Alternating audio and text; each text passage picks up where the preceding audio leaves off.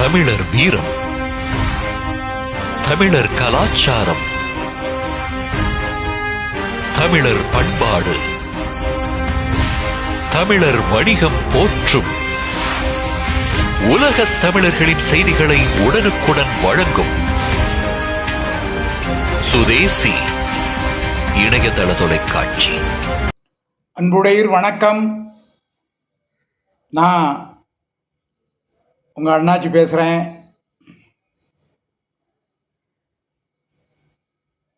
நம்ம அரசியல் களம் ஒரு மாதிரி ஒரு சூழ்நிலை இருந்தாலும்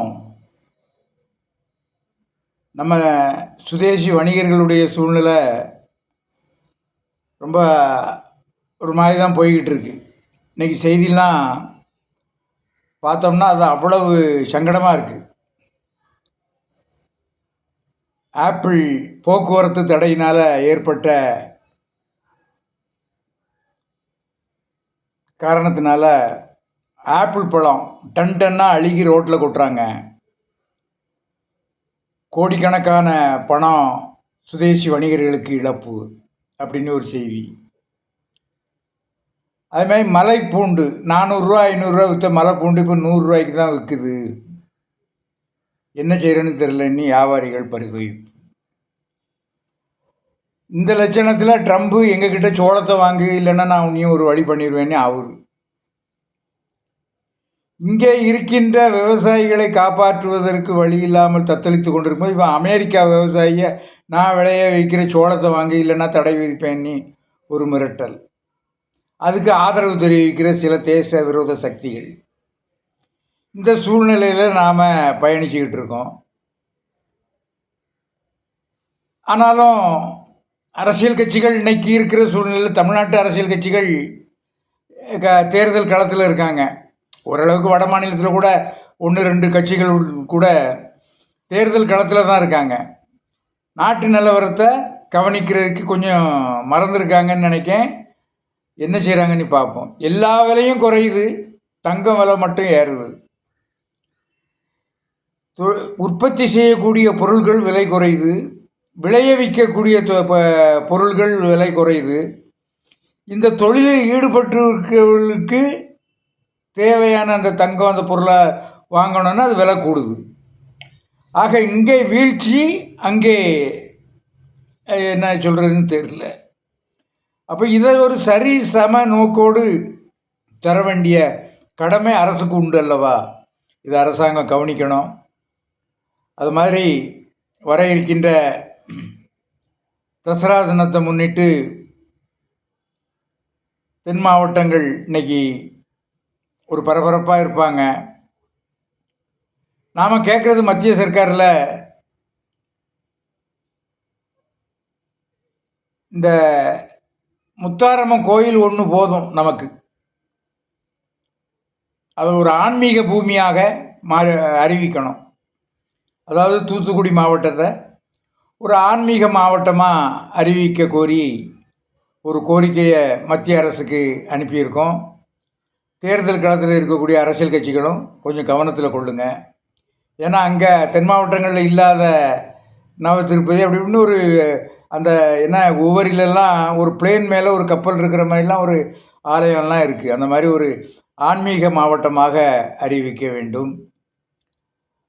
தொழில் சார்ந்த அந்த எல்லாமே இருக்குல்ல நம்ம தூத்துக்குடியில்.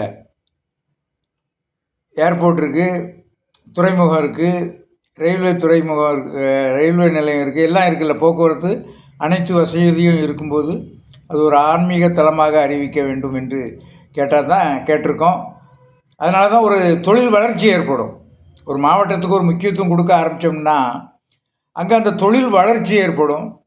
புலம்பெயர்றவங்க எண்ணிக்கை குறையும். இப்போ இன்றைக்கெல்லாம் தூத்துக்குடி மாவட்டங்கள், அந்த திருநெல்வேலி அந்த மாவட்டங்கள், இந்த பக்கம் கிழக்கு பக்கம்,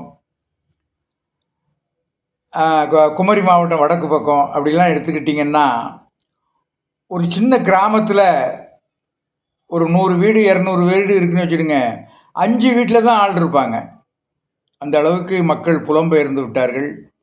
அதை அந்த அகத்தியர் பாடுற மாதிரி உலகம் சமநிலை பெற வேண்டும்னு சொன்னார்ல, அந்த மாதிரி ஒரு சமநிலையை, ஒரு சூழ்நிலையை உருவாக்க வேண்டும் என்று சொன்னால் தென் மாவட்டங்களுக்கு ஒரு முக்கியத்துவம் கொடுக்கக்கூடிய அளவிற்கு மத்திய அரசு அறிவிப்புகளை கொடுக்க வேண்டும் என்று கேட்டுக்கொள்கிறேன். அதே மாதிரி நம்ம தமிழகத்தின் கலாச்சார இன்னைக்கு ஒவ்வொரு பேருந்துகளுக்கும், பஸ் நிலையத்துக்கு, விமான நிலையத்துக்கு, ரயில்வே நிலையத்துக்கெல்லாம் பெயர் வைக்கும்போது நமது கலாச்சார பண்பாடை காத்து நின்ற முன்னோர் ஆட்சியாளர்கள், அதாவது ராஜேந்திர சோழர் அப்படி இருப்பாங்கல்ல, அந்த ஆட்சியாளர்கள்லாம் ஆராய்ச்சியாளர்கள் கண்டுபிடிச்சி இந்த தமிழகத்தின் வளர்ச்சிக்கு உலகெங்கும் சென்று கொண்டிருக்கின்ற அந்த வாணிபத்தை கையில் எடுத்தவர்களுடைய மன்னர்கள், அவர்களெல்லாம் நினைவு கொண்டு அவர்களுடைய பெயரை சூட்ட வேண்டும் என்பதுதான் தமிழ்நாடு வியாபாரி சங்க பேரவையுடைய கோரிக்கை.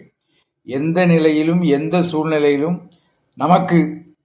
நம்ம கலாச்சாரத்தை நாம் மறந்து விடாமல் அதை நினைவு கொள்வதற்கு ஆட்சியாளர்கள் சட்ட திருத்தம் கொண்டு வர வேண்டும், சில சலுகைகளை அறிவிக்க வேண்டும். அதை தமிழ்நாடு வியாபாரி சங்க பேரவை வலியுறுத்துகிறது என்று உங்கள் சார்பில் நான் தெரிவித்துக் கொள்கிறேன். அதே போல் இந்த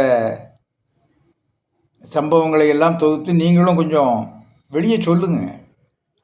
நம்ம ஏதாவது சொன்னோம்னா அதை கொஞ்சம் வெளியே சொல்லுங்கள், அப்போ தான் மற்றவங்களுக்கு தெரியும். அடுத்தவங்க சொல்கிறத செய்கிறத நம்ம பகிர்றதோட நம்ம சொல்கிறத நீங்கள் வெளியே சொல்லுங்கள். நன்றி, வணக்கம்.